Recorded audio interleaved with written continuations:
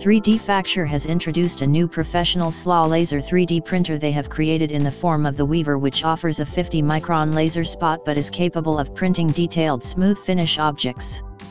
Watch the demonstration video below to learn more about the SLA 3D printer that is fitted with a F-theta lens, now available to back via Kickstarter, with pledges available from $1,099 or roughly £768.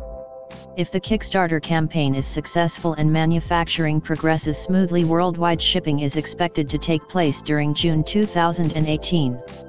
3D Facture explains more about the inclusion of the F-theta lens. A laser beam usually has a Gaussian intensity profile, intense in the center and reduces towards edge.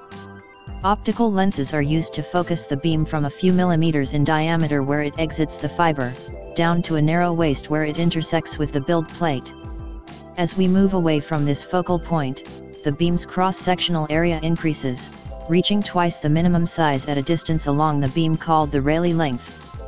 The Weaver is capable of printing objects up to 150 x 150 x 190 mm in size and offers a resolution of 50 mm in the XY plane and 25 mm in the Z-axis, and uses a 405 nm UV laser to cure photosensitive resin layer by layer.